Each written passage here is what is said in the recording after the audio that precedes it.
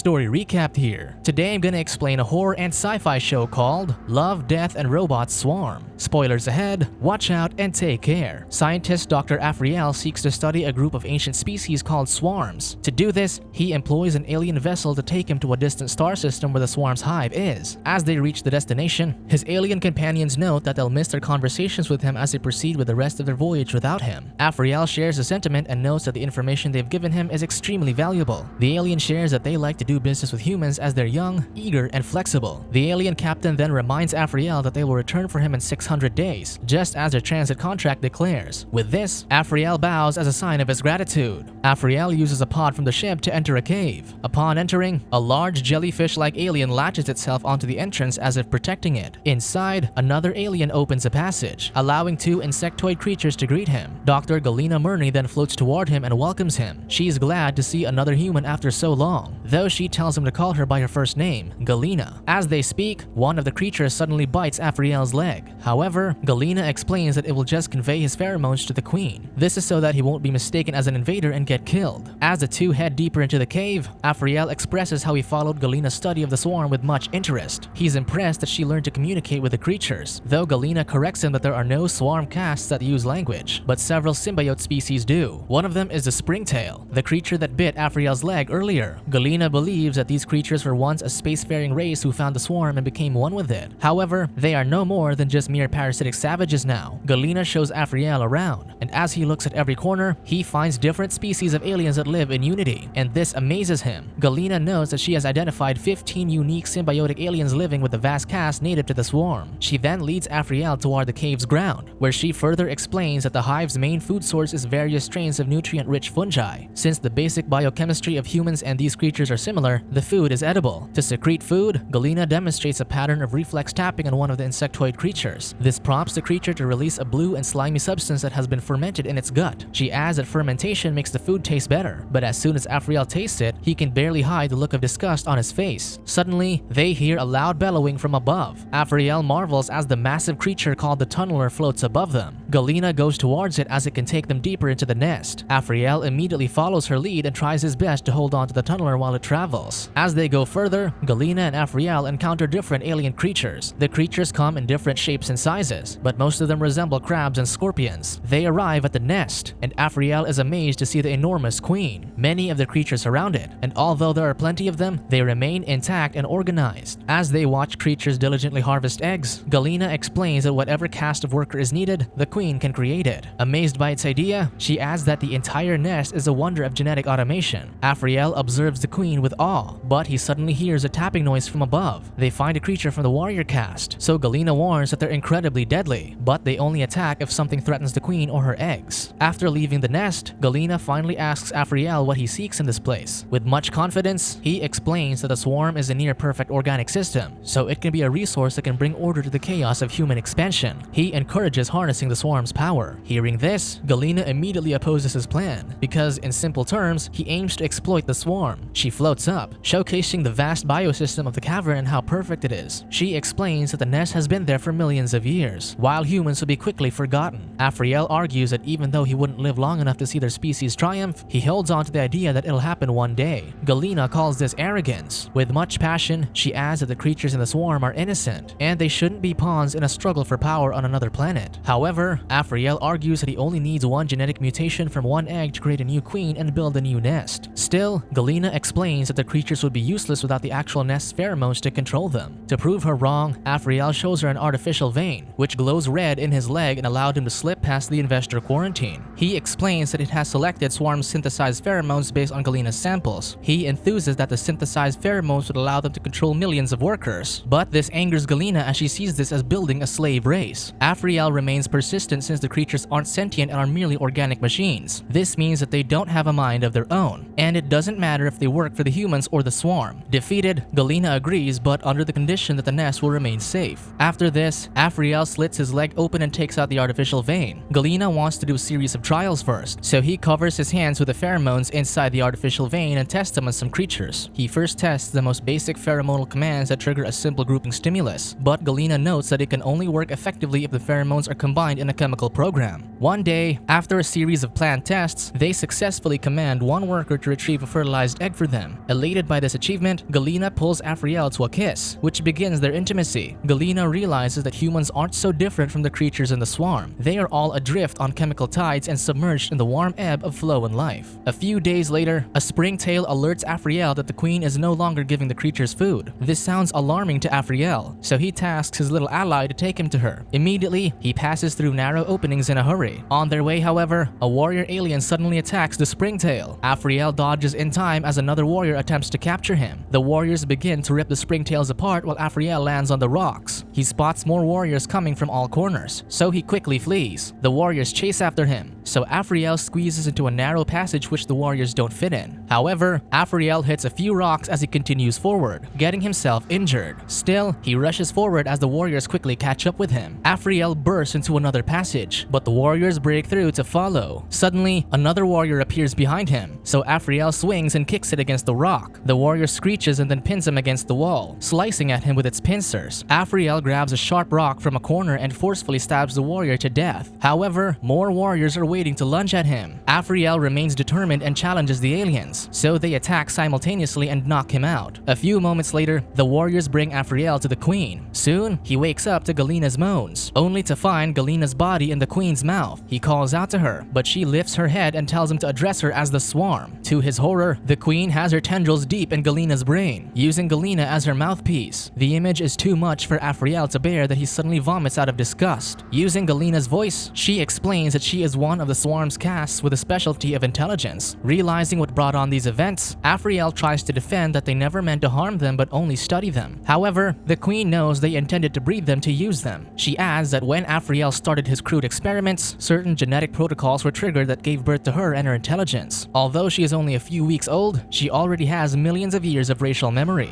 Afriel acknowledges her intelligence and tries to arrive at a diplomatic solution, but the queen cuts him off. She notes that she's only a tool that the swarm has used to stop many threats in the past. Through Galina's memories, she has studied the human race. She comments that humans are especially vigorous that may compete with them within a few centuries. Afriel defiantly notes that the humans will come for them soon, but this doesn't threaten her. Instead, she's confident that the human race will be gone long before the swarm. Afriel perceives this as a threat, and as he attempts to talk back, the queen simply chokes him with her tentacles. She notes that the human race is likely to destroy itself since intelligence is not a winning survival trait. To prove her point, she turns his attention to the scavenger eating his vomit. This creature's ancestors once made the galaxy tremble, but the swarm bred smarter and tougher versions of its race to fight them. She claims that this is an excellent strategy, and he and Galina are the perfect breeding pair to bring her vision to life. Afriel declares that he'd rather kill himself than betray his race. Undeterred, the queen shares that she can simply clone him and raise the children herself. She then offers him to choose between remaining an intelligent being or becoming a mindless puppet just like Galina. Seeing Galina struggle with tendrils in her brain, Afriel looks away. As he reconsiders his options, the queen reiterates her offer. Finally, Afriel arrogantly accepts her challenge to retain his mind. Still, he's confident that humans will not become parasites since they're different, and the queen patronizes his trust in humanity. As she towers over the human, the queen adds that she's glad that she doesn't have to absorb him, since she would have missed their conversations.